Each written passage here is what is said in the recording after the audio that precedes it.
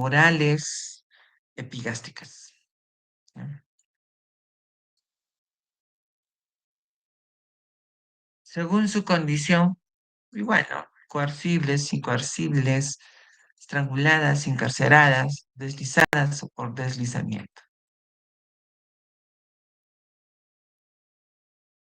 Vemos aquí esta hernia que es, nosotros le llamamos en conejera, pero pueden ser también combinadas, ¿no? Hay una que se ve a través del anillo inguinal, umbilical, y otra lateral a esta. Se ve en la tomografía. Se ven estos dos puntos hipodensos. Esta es la pared abdominal y aquí se ve el orificio. Entonces, quirúrgicamente lo puedes ver así. Este es tu anillo, tiene un saco, su saco. ¿Dónde está? Lo mismo, aquí vemos, aquí está el ombligo, vértebra. eh, Se ve epigástricamente porque justo está a nivel del ombligo. Las hernias porque están del ombligo hacia arriba son epigástricas. No necesariamente son quirúrgicas a veces. Una hernia de Spiegel. Las hernias de Spiegel son laterales al músculo recto anterior del abdomen. Por eso toman ese nombre, ¿no? Porque son laterales al músculo recto anterior del abdomen. Son especiales porque cuando son pequeñas, ¿qué ocurre? Se encarcera parte el borde antimesentérico de un intestino y le duele al paciente. Pero como no tiene solo es un pinzamiento del borde antimesentérico, entonces el dolor va a parar, va a calmar, el paciente va a sentirse bien. Pero el otro día otra vez va a tener ese dolorcito. Entonces son de difícil diagnóstico clínico, pero cuando se diagnostican, se ubican, hay que operarlos, ¿no? Porque si no lo haces igual, te va a conducir a una obstrucción intestinal.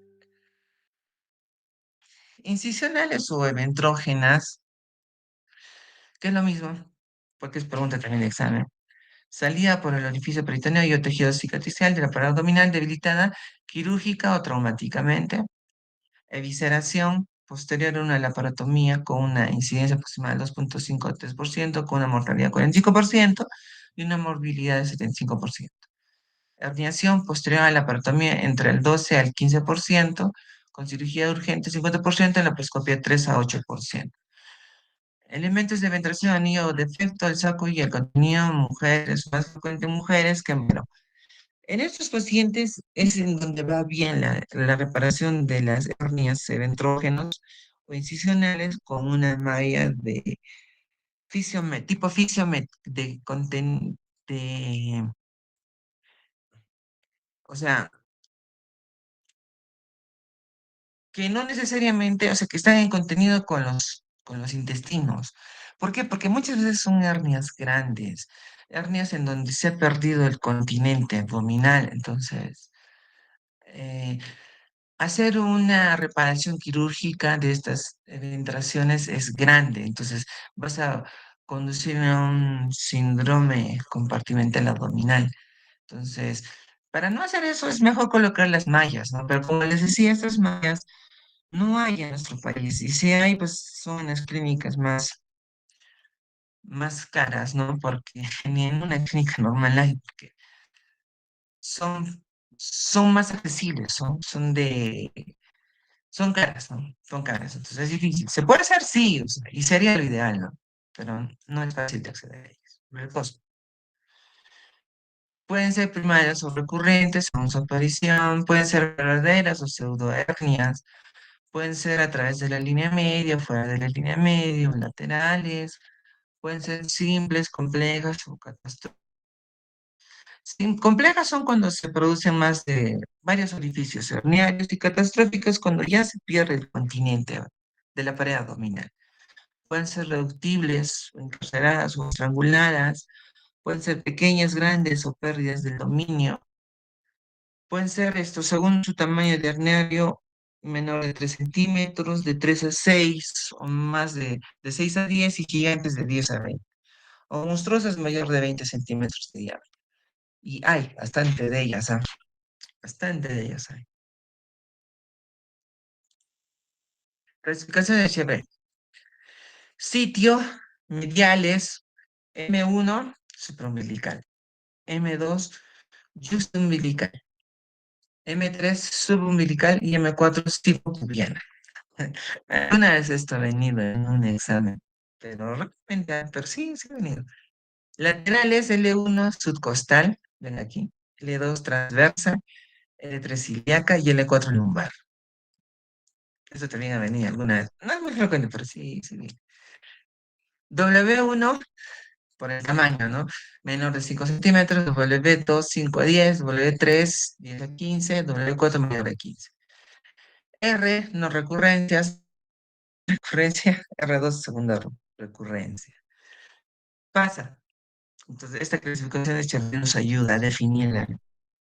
Pero bueno, es otro epónimo más y no es muy aconsejado. ¿Vienen algunos exámenes? Sí, sí. Y todavía es una clasificación del 2021, es que es bastante considerable. Fisiopatología.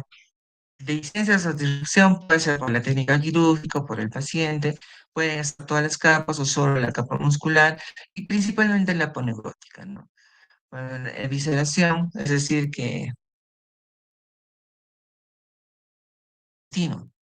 puede haber una evisceración bloqueada y una evisceración no bloqueada. Obsesionarse por operar estas evisceraciones cuando son bloqueadas, mejor no, porque ya pregunta el estado séptico del paciente, porque si es un paciente viejito, con comorbilidades, con alto riesgo de estar intubado buen tiempo, con buen uso de vasopresores y malnutrido, no lo vas a reoperar, porque se te va a complicar aún más. Claro, obviamente en aquellos donde se te sale el intestino, tienes que reoperar sí o sí. Una adecuada cicatrización y una correcta reparación. Ya. Etiología y factores proponentes locales, sistémicos, defectos de metabolismo, aumenta la presión intraabdominal. Ejemplos locales, un mal cierre de pared, sistémicos, sepsis, comorbilidad, edad del paciente, diabetes. Defectos de metabolismo, ¿no? Igual, en tu estado séptico, el paciente no va a tener una buena glucosa, un buen medio interno, no buenos electrolitos, tu pH va a estar alterado, tu lactato no va a estar bien. Ese es el caso, no, no todos los casos son iguales. Aumenta la presión intraabdominal, la tos. La tos es lo que más molesta al paciente. Disculpa, voy a contestar. No se vaya.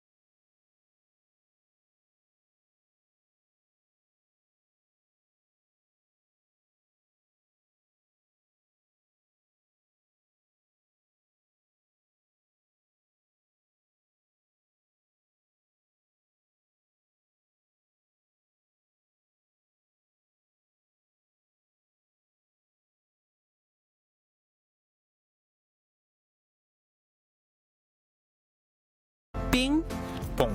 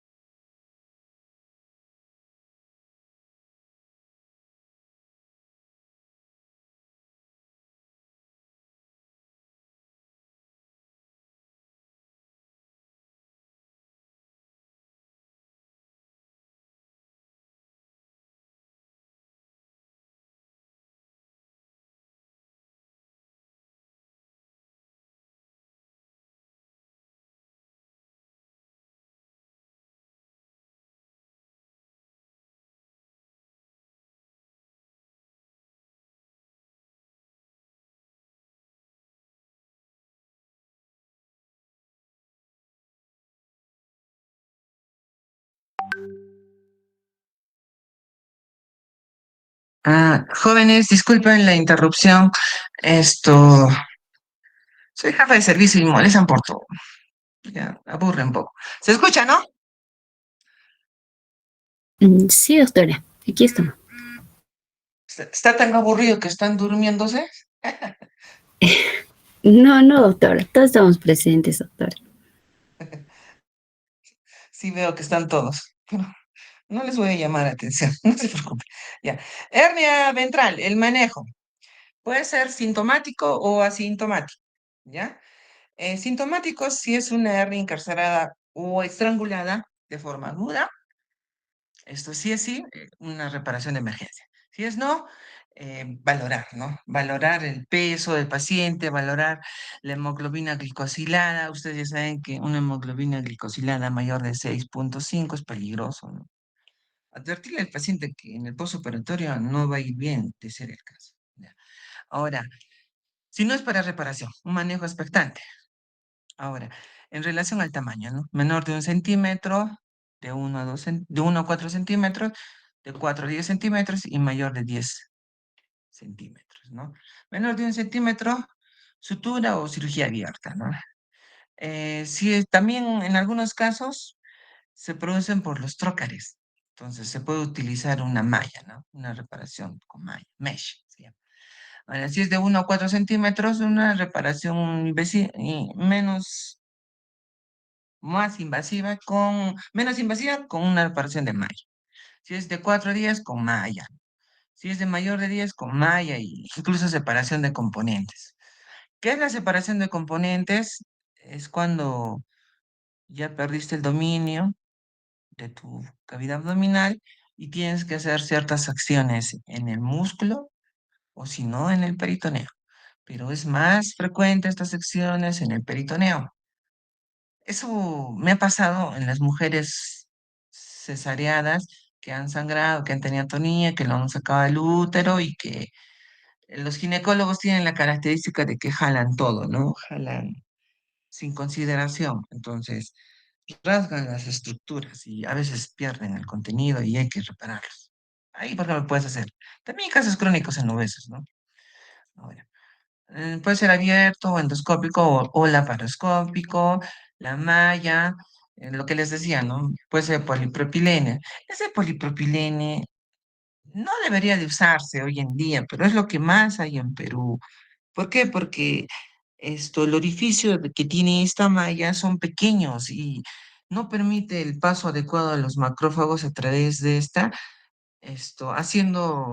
propiciando la aparición de hematomas, de un tiempo de recuperación más lento y incluso de hematomas y de infecciones cuando esto se promueve más del adecuado, ¿no? Porque las macroporosas o con orificios más grandes, permiten el paso de macrófagos a través de estos orificios, haciendo una reparación y una recuperación más rápida y pronta, con menos riesgo de infección y de sangrado. Hay mallas absorbibles, ¿no? La polidioxanona o poligacaprone, que son mallas hechas de los hilos de sutura más conocidos como bicril. Entonces, son estructuras que se reabsorben en el tiempo. Ahora, malla biológica son las que les decía, ¿no? Hoy en día son conocidas como las Fisiomed. Estas Fisiomed tienen contacto visceral. Entonces, cirugía más rápida, más pronta, mejor colocación. Ahora, complicaciones postoperatorias: seroma, hematoma, hemoperitoneo, dolor postoperatorio prolongado, oclusión intestinal, fístula enterocutánea, deslizamiento de malla, hernia por puerto de troca laparoscópico. Hay un montón de estas complicaciones. Demoraría mucho más si les hablaría alguna de ellas que pasa en el momento de la cirugía. Pasa un montón. Y a ver, voy a cerrar, voy a dejar de presentar y les quiero presentar otro tema.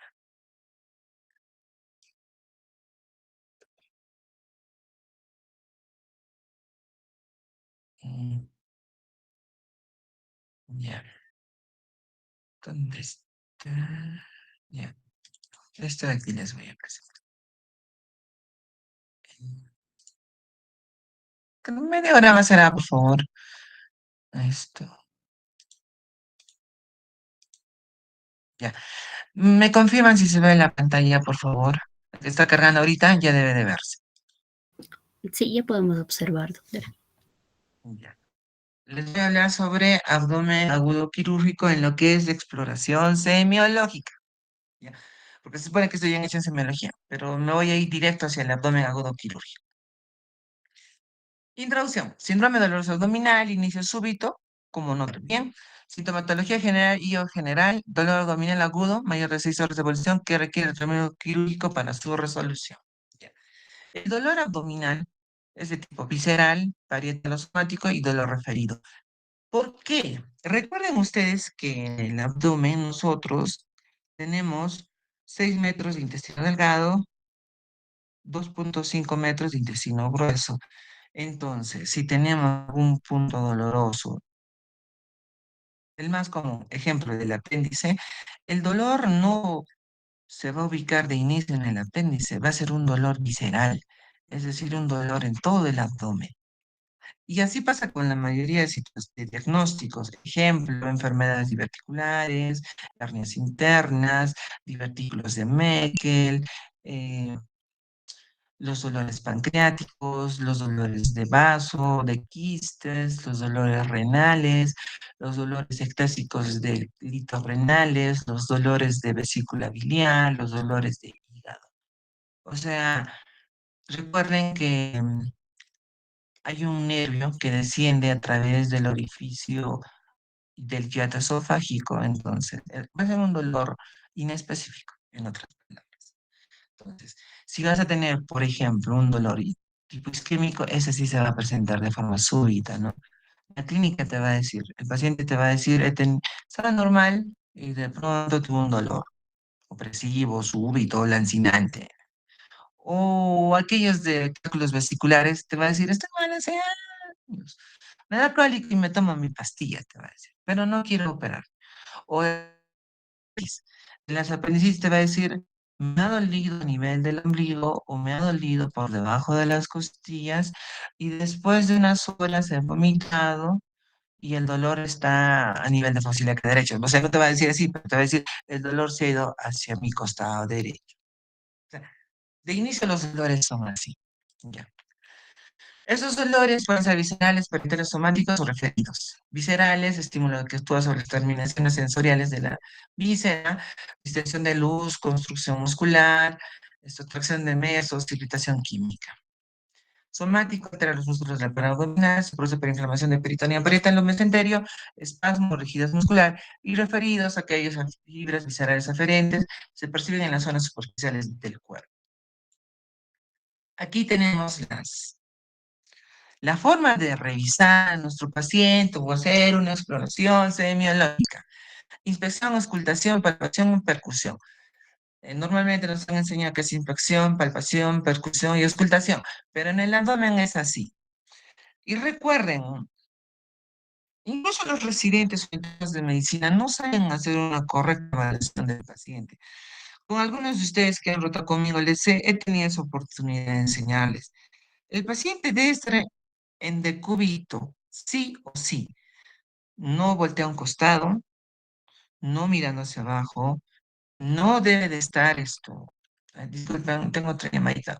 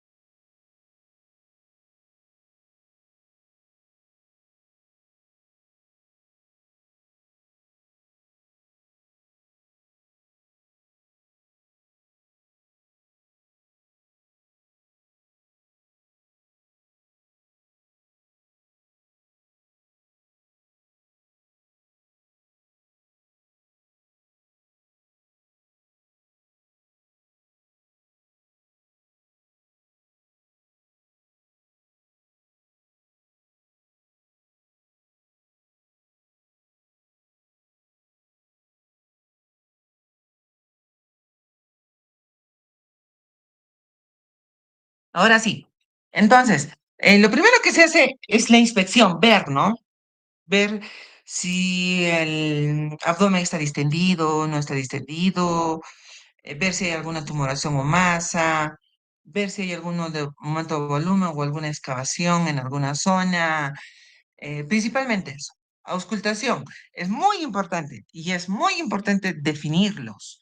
Em, Como sugerencia pueden ver en algunas páginas de YouTube las auscultaciones, los borborismos, el aumento o disminución en los ruidos hidroaéreos, el, todo eso. Ahora, palpación, si es un abdomen tenso, si es duro, si es blando, principalmente ello. Si es que hay o no rebote, si es que cuando tú lo tocas hay una contracción muscular hacia la zona a tocar. Generalmente es el apéndice, pero puede haber de otros órganos también. Ahora, percusión, ya, a través, si hay o no hay matidez, si tu estómago, por ejemplo, normalmente es matidez, pero puede haber en otras partes, ¿no? Cuando hay obstrucciones intestinales. Ya. Ahora, em, ¿se escucha, señores? Sí, Sí, doctora. doctora. Espero no interrumpir nada. Yo voy a acabar en unos 15 minutos. Creo que ya no tienen prácticas. Solo son clases, no es examen. ¿Ya? Gracias. Entonces, em,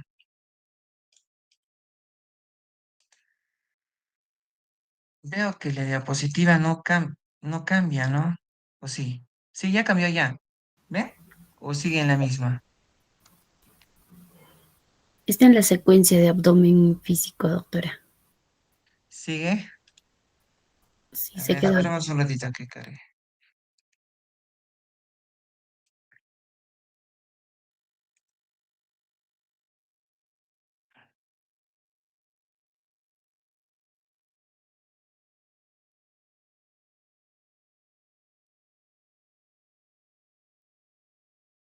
Ya. Ahora sí, ya están. Cambio de diapositiva. Ahora sí, doctora. Ya. El dolor predominante en el abdomen es el dolor. Este dolor hay que diferenciarlo, ¿no? Puede ser de inicio brusco, insoportable, de inicio insidioso, de inicio de dolor intermitente, cólico en aumento, y hay una pequeña clasificación de CRISM. Por ejemplo, inflamatorio, va a haber defensa, fiebre, dolor a la descompresión. Posible causa apendicitis, colecistitis, diverticulitis. Puede ser obstructivo. Además de esto, va a haber distensión y vómitos. Distensión, acuérdense. Puede ser causado por bridas o tumores. Puede ser de tipo perforativo. Va a haber abdomen en tabla. Eh, el dolor va a ser muy fuerte, va a haber una retracción muscular total. Puede ser debido a úlceras gastroduodenales, a divertículos perforados o a cáncer de colon perforado, a úlceras gástricas o cánceres de estómago perforados. Aunque no lo crean, nuestro sistema de salud pública es tan deficiente que el diagnóstico de cáncer en general es tan tardío que lo ves cuando ya está perfora. Vascular, por descarte, ¿no? Obstrucción mesentérica, ¿no? Diagnóstico, la anamnesis, ¿no? Es básico la anamnesis, ¿no? Preguntarle al paciente, ¿cuáles son tus antecedentes? ¿Qué comorbilidades? ¿Cómo ha sido su dolor? ¿Qué síntomas asociados ha tenido? Ahora, antecedentes clínicos del paciente. Tenemos edad, sexo, patología previa, hábitos tóxicos, intervenciones quirúrgicas previas, si las ha tenido o no, ¿no? En el caso de las mujeres es importante la información relacionada con su tarea obstétrico y ginecológico. Si había antecedentes de EPIs, antecedente de infecciones gastrointestinales, muchas veces estas condicionan, ¿no? Consumo de fármacos, antecedentes familiares, semiología del dolor, forma de comienzo, localización, intensidad, carácter, irradiación y factores que la modifican.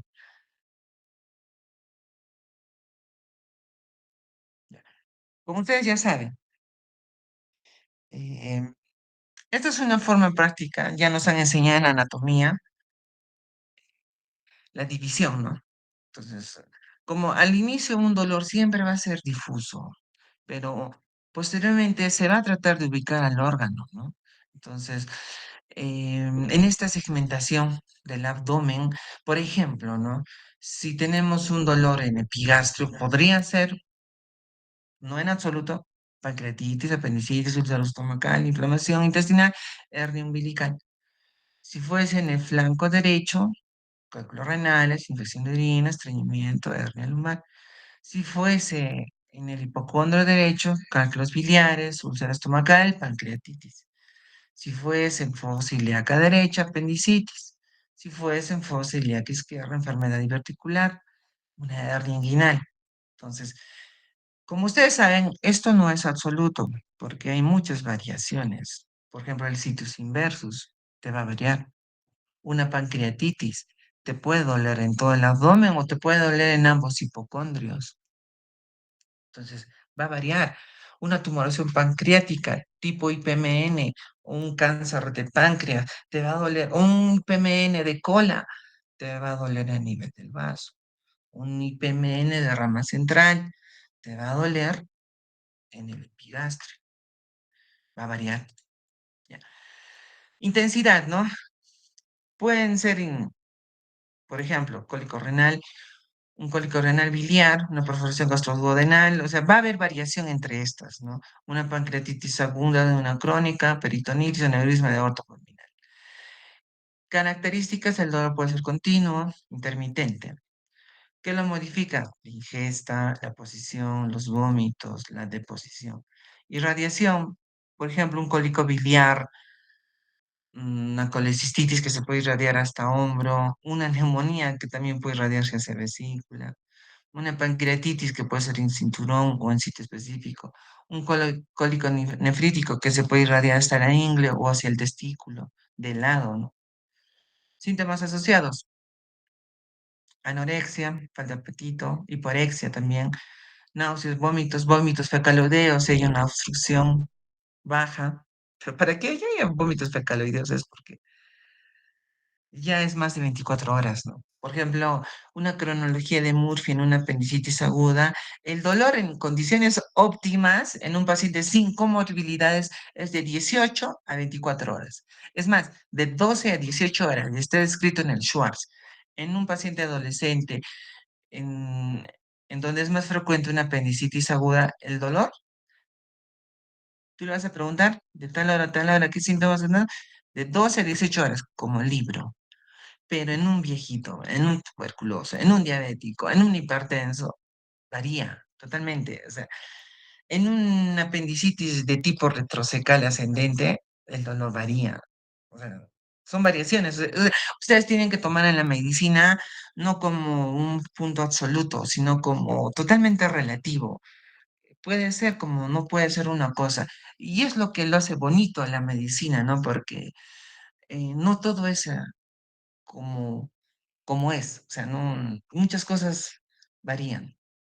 Ya con el pasar de los años, con su criterio diagnóstico personal de ustedes van a irse dando cuenta y además con la especialidad que ustedes vayan a tomar, ¿no? Las cosas van a variar. Ya. Fiebre puede haber. Tránsito intestinal puede haber estreñimiento, diarrea, productos patológicos asociados como sangre o pus. Esta también es pregunta de examen de residentado. La pregunta era, ¿qué es lo que causa más irritación en la cavidad abdominal? ¿Sangre, bilis, caca u orina? Entonces, de lejos, la caca, ¿no es cierto? Pero si no hay la alternativa de caca, orina. Y si no hay, bilis. Y si no hay, sangre. Ahora, y eso también varía entre hombres y mujeres, porque en hombres, los hombres como no tienen un ciclo menstrual, o sea, son más sensibles que las mujeres. En cambio, una mujer, en algunas mujeres, el ciclo menstrual periódico mensual hace de que la cavidad abdominal esté adecuada a la sangre. Entonces, pasa que en los embarazos ectópicos tienen 2 litros de sangre y no sienten dolor. Entonces, son esas variaciones, ¿no? Que te hacen variar en los síntomas. A ver, no, no puede ser. ¿Qué ha pasado? Ay, ay, ay. Exploración de signos abdominales. De acuerdo a esto, es que se han identificado algunos puntos en la semiología, ¿no? Ejemplo, em, punto cístico, punto pilorroduodenal, punto de Morris, punto de Maburney, punto de Lezene, punto de Lesman, punto de Lossisen, punto de Gallagher, punto cifodeo, punto epigástrico, punto ureteral superior, punto de Lian, McBurney izquierdo, los situs, punto ureteral inferior, punto de Lance. Por ejemplo, el punto de Lance, la Cene, el Esman, la Halaguer, Lotziel, son variaciones del apéndice de nuestra posición, ¿no? Entonces, esto preguntan a veces en las visitas médicas, porque eso es en los exámenes del residentado médico, ¿verdad? Ya. Pero bueno, si pueden hacer una captura de la pantalla, pueden aprender. Ahora, secuencia del abdomen físico, ya les dije, no, ¿qué pasó? ¿Qué pasó? Ah, lo he cambiado la imagen, disculpen. Es que seguramente he apretado, por eso es que ha pasado eso. Ya. Ya. Exámenes de laboratorio. Em, bueno, no pasa aquí tanto. En Estados Unidos es lo que pasa más. Los Hoy en día la medicina no es como antes, ¿no? Antes nuestros médicos antiguos no tenían ni ecógrafo. Entonces, nosotros hoy en día tenemos esa ayuda diagnóstica. Y eso también nos asiste y nos ayuda legalmente. ¿Por qué? Porque ya nos ayuda a discriminar. Pero han habido situaciones, tanto aquí en Juliaca como en Lima, en donde ya no hay nada de clínica y todo es examen laboratorial. Entonces, tampoco es el punto, ¿no? O sea, el punto es buscar un punto intermedio en donde puedas diagnosticar a tu paciente. Es sentido común. O sea, eh, eso sí, como en la medicina no es absoluto, es necesario sí o sí tus exámenes, ¿no? Ejemplo, empezamos con un cuadro hemático, vemos los leucocitos. Si es una apendicitis va a estar elevada. Pero como les decía, no es absoluto. ¿Por qué? Porque en una apendicitis complicada los leucocitos disminuyen. Una pancreatitis están normales. En un absceso, al inicio pueden estar alterados, luego no. Es importante, sí. Un hematocrito abajo, una alteración de esta. Un uroanálisis puede haber una piuria, hematuria, glicosuria, cetonuria, cristales urinarios. Te guían, ¿no? Hacia tu diagnóstico. Eh, Gonadotropina colónica humana, si está alterada, puede diagnosticarte embarazo o un embarazo ectópico. Bilirrubinemia, pancreatitis o un obstrucción al colédoco o un síndrome de Mirici. La glicemia en pacientes diabéticos, el BUN y la creatinina en pacientes con obstrucción puede estar alterado. La calcemia, un ionograma, cómo está tu potasio, sodio, cloro. Si va a haber hipocalemia, puede estar con náuseas y vómitos y no necesariamente se va a operar. Una milasemia, amilasa, lipasa, amilasuria, fosfatasa alcalina, por ejemplo. Ustedes saben, ¿no? Que la amilasa es lo primero que se eleva en una pancreatitis, pero ya en una evolutiva desciende. La lipasa ya te indica un proceso agudo, pero a los 3 a 5 días, y pregunta de examen residentado médico, el PCR es la que se mantiene cuando persiste la pancreatitis, porque puede que la lipasa al disminuirse y luego la amilasa al disminuirse, el PCR va a seguir en aumento. Y es pregunta de examen de residentado. Bacán es esa pregunta. Ojalá les pregunten, ya sabría ya. Diagnóstico por imágenes. Ecografía, radiografía, tomografía. ¿Cuál me gusta a mí? La tomografía. Soy buena en tomografía. ¿Por qué? Porque lo ves, ¿no? Una buena tomografía con contraste es como una laparoscopía diagnóstica. Es como una laparatomía diagnóstica. Es difícil conseguir, es más fácil en la salud, en MINS es más difícil, a veces dependemos mucho del radiólogo, pero personalmente no hago cosas mucho al radiólogo. Ahora, ¿qué es lo bueno de la ecografía? O sea, no es que existe un examen mejor que otro, o sea, y eso siempre les digo a mis pacientes y a mis alumnos. Son exámenes complementarios que se complementan entre sí. Es decir, una ecografía te va a ayudar, claro que depende mucho quién lo haga.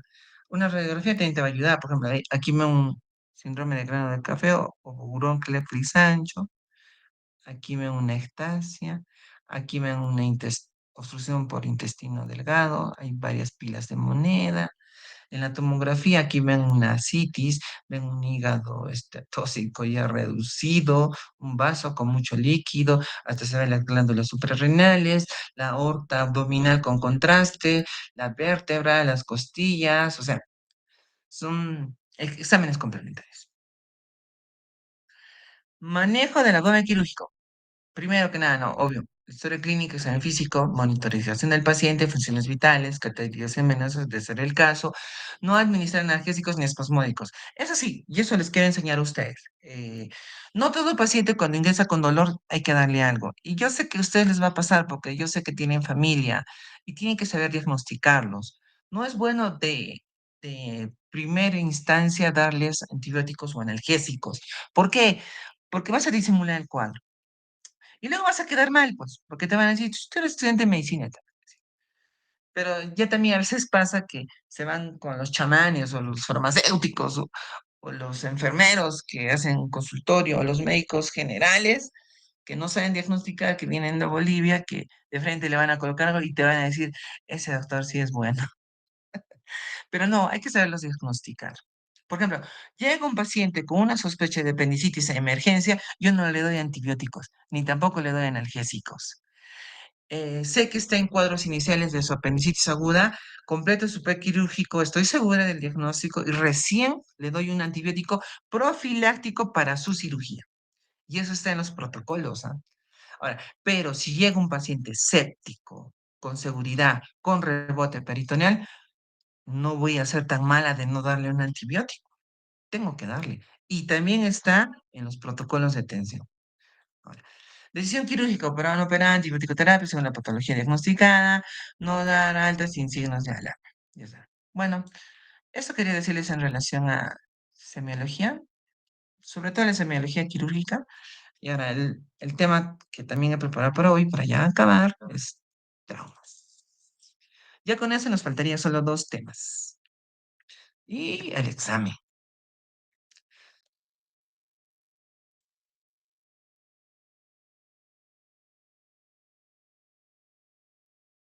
Será unos 10 minutos más.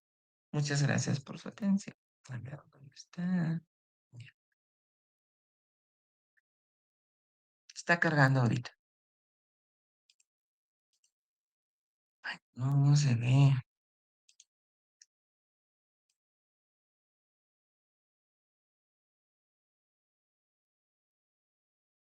No sé, ya, nunca, siempre suelo tener buen internet, siempre. Pero esta vez no. Ya, ahora sí. ¿Me confirman si se ve? Sí visualizamos, doctora. ¿Están aburridos? No, doctora. ¿Están aburridos? No, no, creo que todos están presentes, doctora, y están atendiendo. Sí. Bueno, muchas gracias por su atención. Ya. Introducción. Traumas.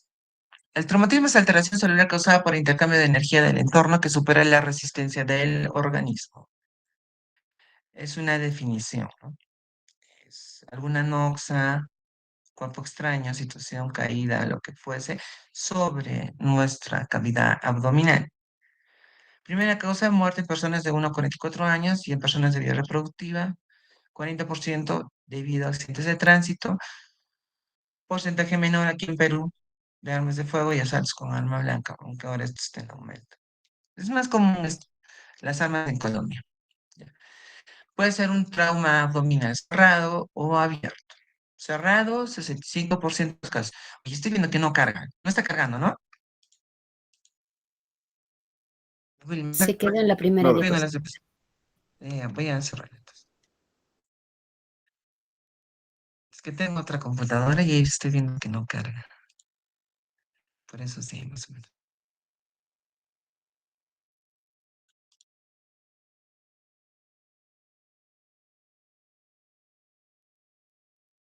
Ya, creo que ahora sí, ya. 65% cerrado, 35% abiertos. Ya. Accidente de tránsito, arma de fuego, arma blanca. En el Perú la Nada, primera causa es doctora. menor de 45. ¿Sí? ¿Alguien, alguien más? Escucho una voz. No, sí, sí está pasando, doctora. Está en la tercera diapositiva ahora. No, escuché la voz de alguien que dijo, no, sí está, ¿no? Ya. Esto, dentro de las 10 primeras causas de muerte en el Perú. Ya.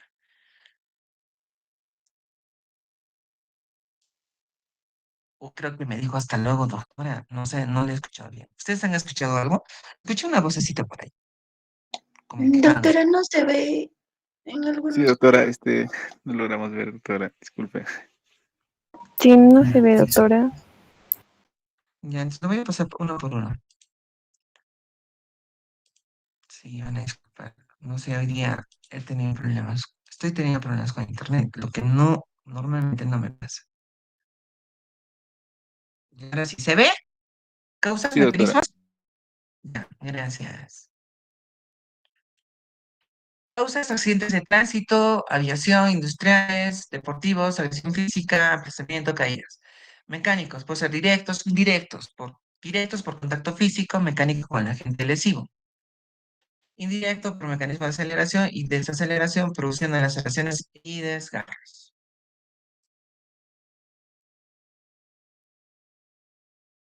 Ya, ahora sí está cargando. Tengo que ser un poco más lentito. Abierto, 35%. Penetrante, perforante por un cuchillo, puede ser, ejemplo. Lesión de intestino delgado, de asa hueca, o de víscera maciza o de asa hueca. Órgano hueco. Cerrado, 65%. Contusión, primero en dañarse el vaso, luego el hígado. Esto es pregunta de examen. ¿Cuál es el primer órgano en lesionarse? El vaso, luego el hígado. Parietal, puede haber una lesión parietal, visceral o vascular. Parietal, hematoma de los rectos, diafragma, una hernia traumática, maciza, vaso, 30%, hígado, 25%, riñón, 15%. Hueca, vejiga, intestino delgado, colon, estómago. Retroperitoneal no produce irritación.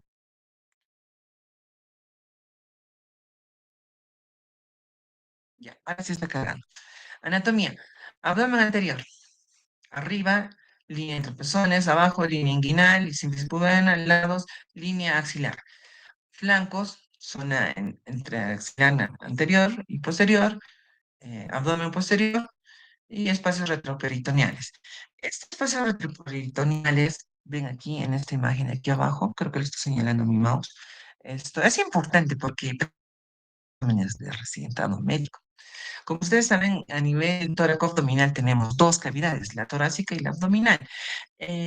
La división entre abdomen superior e inferior es una división virtual, pero es para nosotros importante porque nos ayuda a diferenciar entre un dolor de tipo ginecológico y de un tipo no. Pero en los espacios retroperitoneales esto es importante. ¿Por qué? Porque lo que nos van a preguntar es, ¿qué órgano posiblemente esté lesionado? Si se trata de una lesión en zona uno, que tiene que responder posiblemente el duodeno. Si es lateral o zona 2 izquierdo, ¿qué vas a responder? Riñón. Si es lateral derecho o izquierdo, de segundo lado, ¿no? O si es pelviana, ¿no? O sea, ese es en la zona retroperitoneal.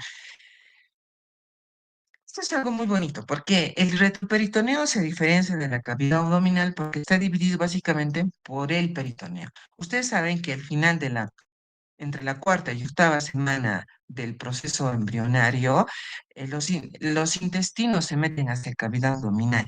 Entonces, es como que estuvieras metiendo algo en tu caja, como si estuvieras metiendo ropa en tu ropero. Entonces, no sabes cómo meterlo y lo metes a como puedes. Y pasa lo mismo con los intestinos. Entonces, todo lo que está por delante de esto produce dolor. O sea, es por eso que, por ejemplo, la cara anterior, según se vea de la vesícula, no duele, porque está entre el hígado y está adyacente al hígado, está en su segmento 5. Esa zona no se va a doler. Tiene unas partecitas que no te van a doler. Entonces, son cosas finitas. Por ejemplo, algunas partes del duodeno, cuando se producen una perforación, no duelen, porque están por detrás de este peritoneo. O sea, es como algo que repliega en ciertas partes. La mayoría sí, pero algunas partes no. Ya. Trauma cerrado, incidencia 80-90%, accidente de tránsito 68%, golpe, por ejemplo, por inferior del volante, cinturón de acellamiento, desacellamiento. El órgano más frecuentemente afectado, vaso 40-55%, hígado 35-45%, intestino delgado 5-10%. Pregunta del examen.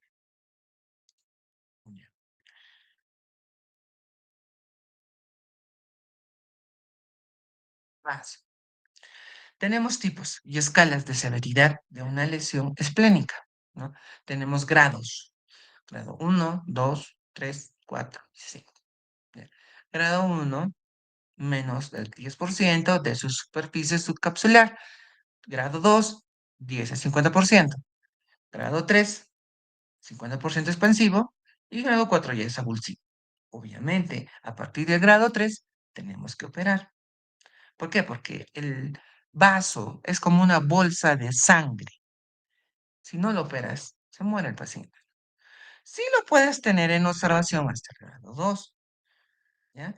¿Por qué? Porque este mismo se contiene. Intraparenquimatoso menor de 5 centímetros y grado 3 mayor de 5. Por eso a partir del grado 3 se opera. Pregunta de examen. ¿A partir de qué grado operas el vaso? Grado 3. ¿Por qué? Porque hay daño a vasos extravasculares, es 5 centímetros expansivo, es mayor del 50% subcapsular y tiene una laceración mayor de 3 centímetros. En condiciones ideales, pacientes que tienen discrasias sanguíneas, pacientes que tienen alguna hemofilia, hay que sacar el vaso y ahí se pone la vacuna antineumocócica. Pero estamos hablando de trauma, así es que ahí no le vas a poner una vacuna antineumocócica. Pero puede ser una pregunta examen de residente, ¿no? El hígado. Eh, el hígado es un órgano muy especial. Creo que con ninguno de ustedes ha habido cirugías de hígado este semestre. El semestre anterior sí, y el año pasado también, y Es un órgano muy bonito. En líneas generales, el hígado es un hígado derecho, es un hígado izquierdo. Y depende de su sangrado. Y depende al grado de su lesión. Por ejemplo, igual, su graduación es en 5 grados. Grado uno, grado 2, grado 3, grado 4, grado 5. Grado uno, 2, hasta el 3 puedes observar. 4 y 5 se opera. El 3 depende del estado hemodinámico del paciente.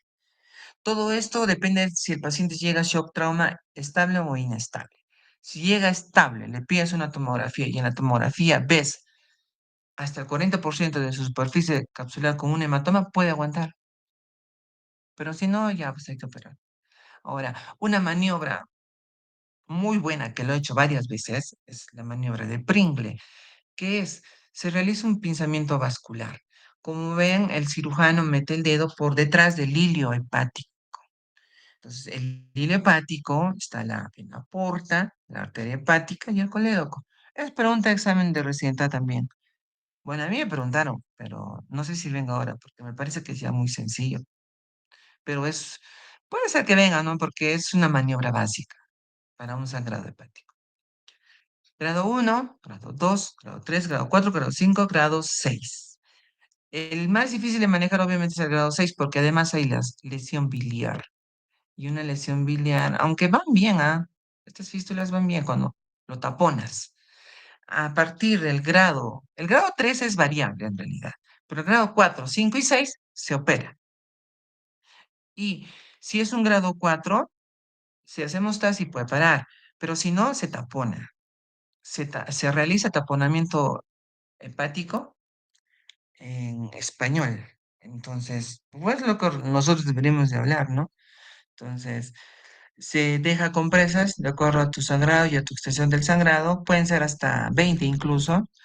Si vas a escuchar a algún cirujano que te dice, no hay taponar con 2 compresas, eso ya no es comprimir, pues. ¿Qué vas a comprimir? No es comprimir. Se tapona bien, si no, no se tapona. Entonces, a las 72 horas postoperatorias como máximo, se retira el tapón. Y si es que en estas 72 horas retiraste el tapón y sigue sangrando, se vuelve a taponar y se esperan otras 72 horas. O sea, eso ya está parametrado y protocolizado. ¿Por qué? Porque si te pasas del tiempo, se infectan las gasas y sacarlas también es más difícil por la adhesiolisis que pueda haber, por las adherencias. Entonces, si sigue sangrando, vuelves a taponar y reoperas a las 72 horas. Y aunque no lo quieran, el hígado regenera. Hay estudios hoy en día, ustedes han visto la historia de, no sé de qué mitología griega, ahorita no me acuerdo, creo que de Atlas, de, le sacaba, no, no era de Atlas, es otro pata que le sacaba a un águila el hígado, ¿no? Y se regeneraba. Eso es cierto, porque donde hice mi residencia en Lima, en el Hospital de Amenara, hacíamos hepatectomías previas oclusiones de la arteria hepática derecha o izquierda y el hígado regeneraba. Pero de ahí a que tenga las condiciones óptimas de que su textura y su funcionalidad sean las óptimas al 100% de un hígado, no es así. Varía su funcionalidad. Pero ya son cosas más complejas, ¿no? Que no vienen al tema estrictamente ahora. Ya. Ahora, clasificación de trauma renal. Ya. Ya en la frecuencia de las lesiones de órgano macizo, el riñón también se gradúa en 5 grados, ¿no? Grado uno, contusión, hematuria macromicroscópica, hematoma subcapsular no expansivo sin laceración parenquimatosa, es el grado uno. Grado 2, hematoma expansivo perirrenal con final retroperitoneo. Laceración menor a 1 centímetro en el corte renal sin extravasación urinaria. Hasta aquí es nuestro punto de corte. Hasta ahí lo puedes observar con tomografías seriadas y hemoglobinas y el estado del paciente. A partir de grado 3 tienes que operar. Idealmente sería bueno una nefrectomía parcial, pero generalmente estos traumas renales vienen acompañados de muchas otras cosas, ¿no? Porque no estrictamente se te va a reñir el riñón, no, pues no es así. Es que tienes que hacer operar. ¿Qué le haces? Una incisión mediana, suprainfraumbilical, disecas hasta nuestra fase posterior, esto disecas el riñón, clampas y ligas. Pero más correctamente ligar se sella esta ligadura, ¿no? Obviamente vas a tener un riñón menos, ¿no? Tienes que ligar la arteria y la vena y el uréter. De grado 3, acuérdense, es pregunta reciente. Ya. Mm, Ahora yendo hacia las perforaciones de asa, tenemos las duodenales. Estas duodenales son difíciles de manejar y son a las que más temen los cirujanos, es decir, nosotros. ¿Por qué? Porque es muy difícil, o sea, se vuelven a abrir. El flujo de bilis es brutal, es de 2000 a 3000 cc's, entonces un flujo de una perforación duodenal es fuerte. Muchas veces termina en exclusión duodenal. En Chile yo conocí varios amigos colombianos y su pregunta de ellos es tajante. Si tienes una perforación duodenal, ¿qué haces? Su respuesta es exclusión duodenal. No hay más. No hay más.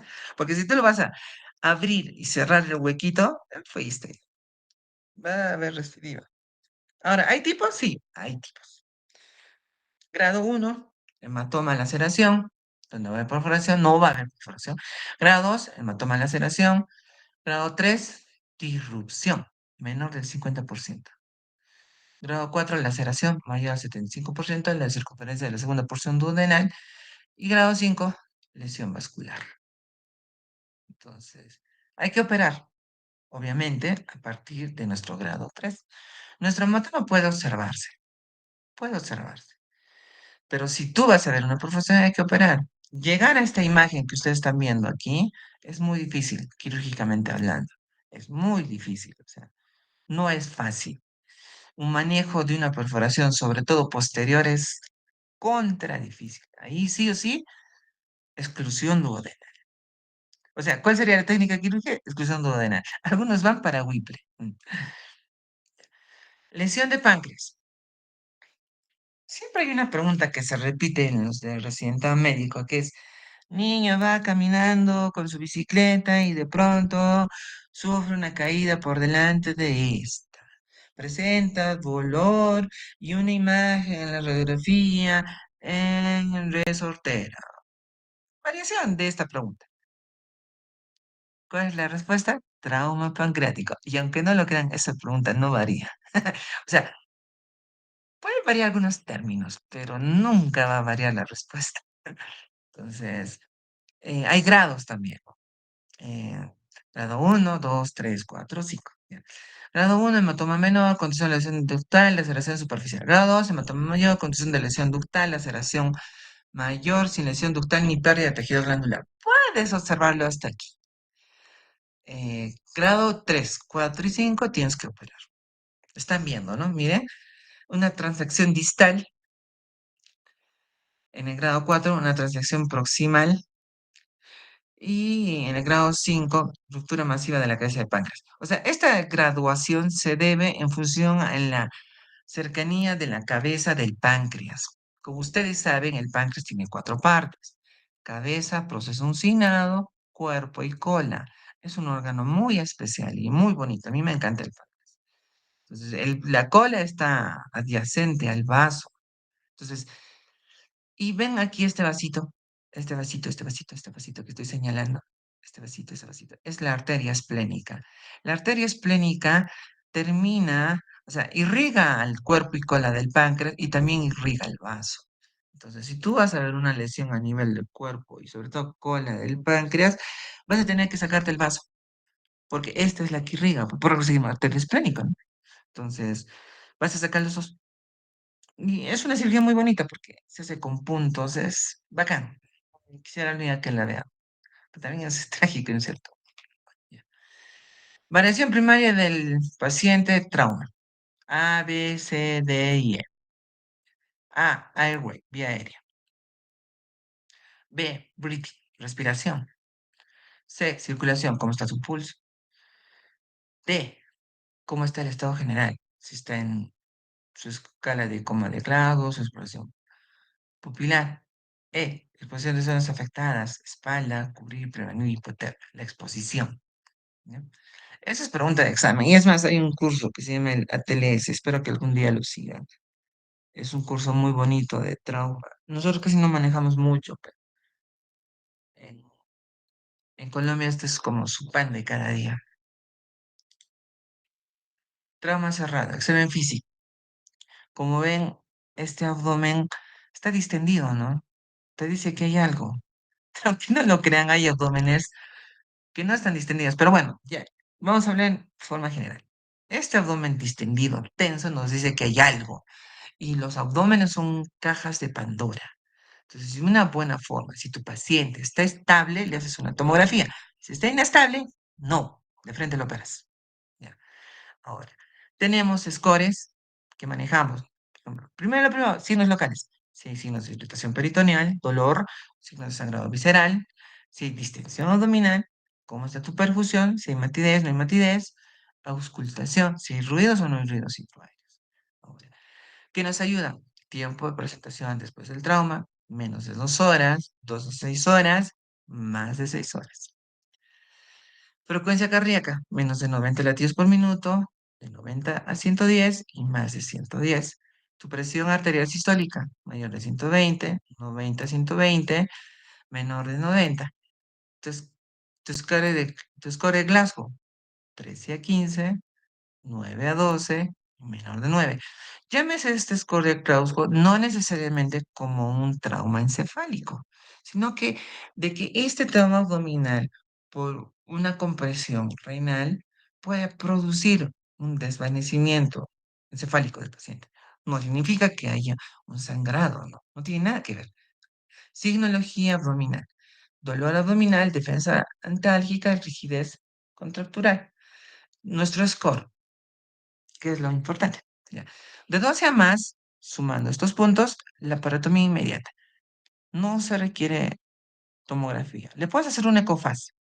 Le puedes hacer un ecofaz porque un ecofaz es rápido. Ves el Morrison, ves el vaso, ves la vejiga, ves un poco de cavidad abdominal, ves un poco el riñón y ya es rápido. Si es de 9 a 11, exámenes complementarios. ¿Y cuál es el mejor de todos? La tomografía.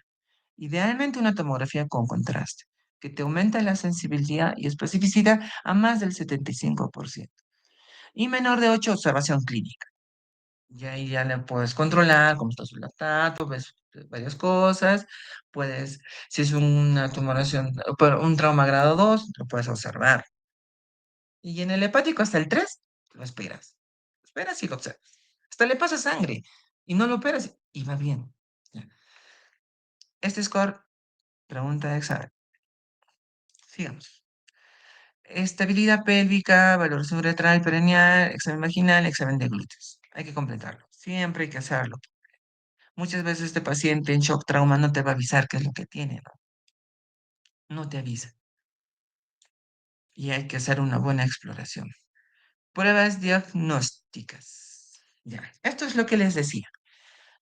Comparación entre una punción, un ecofaz y una tomografía. Ventajas de una punción. Diagnóstico temprano, rapidez, 98% de sensibilidad, detecta lesión intestinal, transporte no.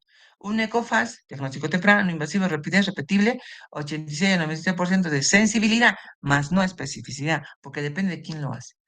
Tomografía, sensibilidad buena, 92 a 98%, ya con su especificidad baja, ¿no? Por encima del 75. Desventajas, la punción es invasiva, puedes dañar algo si es que está tenso tu abdomen, ¿no? La faz, operador dependiente. La tomo, coste y tiempo. Demora y es costoso también. Ahora, indicación. La punción, trauma cerrado inestable, trauma penetrante. La ecofaz, trauma cerrado inestable. Y tomografía, trauma cerrado estable. Y sobre todo, el paciente estable. Estable. Pues en tu aspiración, ¿no? Eh, puede ser pericárdico, puede haber un sangrado pericárdico, peripático, periesplénico, peripélvico, ¿no? Mayor de 10 ml es indicación de laparotomía. O sea, es bueno, o sea, es como le decía, estos exámenes o lo que se puede hacer son complementarios. No, es que existe una cosa mejor que la otra. Si tú tienes un paciente hemodinámicamente inestable con una frecuencia cardíaca mayor de 100 que un abdomen tenso, entonces no lo vas a taquear. Si tú tienes o sea, varía en cada situación, ¿no? Así tú tienes un abdomen muy tenso, si tú lo vas a punzar, lo vas a perforar ese intestino, ¿no? No pasa felizmente, pero puede pasar. Ahora, esto es importante porque todos estos exámenes se hacen de acuerdo a nuestra estabilidad del paciente. Cuando ustedes hagan su serum o donde estén o en su internado, siempre sean acuiciosos. Y el ser acuiciosos no significa saber más, sino saber lo necesario. Esto les enseñan en San Marcos, pues. No como en mi época que me enseñaban a memorizar todo en la UNAP. Y muchas cosas no me han servido. Llega tu paciente, el que fuese, lo primero que haces es ver el ABCD, ver cómo está su pulso. Y con eso ya tienes más que suficiente. Si tú, a veces pasa que vienen pacientes quejumbrosos, hay muchos hipocondríacos, sobre todo en mujeres, que te dicen, me estoy muriendo, me estoy muriendo. Entonces, pulso, está en 80. No es una emergencia tipo A. Entonces ya la puedes desplazar. El que está mal nunca se va a quejar. Y ese va a estar hemodinámicamente inestable. Entonces, si no está hemodinámicamente inestable, hay que hacer su faz y de acuerdo a su función. Si hay líquido, la paratomía, corte. Ahora, incluso aquí, si tienes un paciente hemodinámicamente estable y tienes un sangrado, tienes que operar, tienes que hacerle una laparoscopia diagnóstica. Se hace, ya está descrito. Pero si es un paciente inestable con una faz mayor de 10 ml, tienes que operar, pues cortar. Es la emergencia. Si no está hemodinámicamente inestable y hay peritonitis, operar. No faz. Indicaciones para tomografía, alteración del estado mental, lesión que produce duda sobre todo esto, hematura macroscópica, fractura pélvica. Una fractura pélvica te puede dar dolor abdominal, la palpación, un hematocrito menor a 30% sin explicación. Si no, repetir en fase en 30 minutos. Está bien bonito este algoritmo. En un traumatismo abdominal penetrante, es decir, en aquellos donde ha sufrido alguna abulsión por un cuerpo extraño, sea cuchillo, sea un cable, o sea fierros, o sea cualquier otro cuerpo extraño, esto hemodinámicamente inestable al quirófano. Hemodinámicamente estable, estudiarlo. Generalmente el 90% de estos pacientes sí se operan, pero si está estable, le haces una laparoscopía. Si está inestable, un corte de frente. O sea, no hay duda. Hay que operar aquí, sí o sí. Laparoscopía. Utilización controversial, sustituida en el trauma cerrado progresivamente por las técnicas de imagen. No está indicada con inestabilidad hemodinámica. Utilización limitada en pacientes que no puedan acceder a TAC. Hemodinámicamente estables. De valor en la pesquisa de lesión diafragmática. Permite valorar las lesiones penetrantes. Puede ser de utilidad en imágenes de TAC que puedan llevar a confusión. Hoy en día la laparoscopía ayuda y mucho. Mucho. La recuperación postoperatoria también es genial, o sea, lo típico de una laparoscopía, ¿no? Menos dolor, menor tiempo postoperatorio, menos riesgo de infección. Tiene esas indicaciones y son precisas, ¿no? Porque si el paciente está inestable, de frente a su corte, ¿no? La paratomía.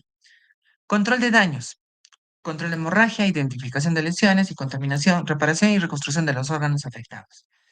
Indicaciones. Tramo abdominal cerrado con hipotensión. Faz positivo. O sea, en tu ecofaz positivo. Sangrado mayor de 10 Bueno, aquí no le estamos haciendo punción. Trauma abdominal cerrado penetrante con aspiración positiva. Hipotensión con herida abdominal penetrante, herida de bala que atraviesa la cavidad peritoneal o retroperitoneal visceral vascular, evisceración, o sea, ves intestinos. Sangrado de estómago, peritonitis. Hay aire, ¿no? El paciente respira y sale aire o contenido intestinal. eh, Tomografía con contraste, que demuestra ruptura de tracto gastrointestinal, lesión vesical intraperitoneal, lesión del pedículo renal, lesión parenquimatosa severa después de un trauma abdominal cerrado o penetrante, como les decía, paciente estable. Ya. La cirugía de control de daños, y esto es pregunta de examen de residentado médico, porque tienen que saber, es esto, la triada de la muerte, ¿no? Evita la acidosis, hipotermia y coagulopatía. Puedes hacer una cirugía muy espectacular, sacarle el estómago con todos los márgenes, hacer reparar el hígado excelentemente bien, pero si te demoras más de 2 horas, que es el estándar, tu paciente va a morir. Así seas el mejor cirujano o la mejor mano quirúrgica, va a morir, porque no solo se trata de tener técnica quirúrgica, sino también sentido común por la vida de tu paciente. Una cirugía que dure más de 2 horas ya no se llama control de daños y tu paciente probablemente entre en acidosis, ya esté en hipotermia y te haga una coagulopatía, es la famosa triada de la muerte. Si una cirugía de control de daños tiene que ser en menos de 2 horas. Entonces, ejemplo, te sangra el hígado, tienes un trauma tipo 4, ¿qué haces? Taponas, acabaste la cirugía. Y el vaso es más fácil de sacar. Crampas el ilio, cortas, ligas, chao. El hígado es más difícil, perdón, el riñón es más difícil. Igual, tienes que disecar hasta retroperitoneal, sacas. La vejiga está rota, coses la vejiga, dejas dren. O sea, tienes una abulsión, tienes un contenido fecal por una perforación fecal por la causa que fuese, abdomen abierto. Como ven en esta bolsita, se le ha puesto una bolsa de laparostomía o bolsa de Bogotá, pero bolsa de Bogotá es un epónimo, se conoce más como bolsa de laparostomía. Se prefiere más una bolsa de laparostomía a cerrar, incluso muchas veces, por hacer una cirugía más rápida. Ya.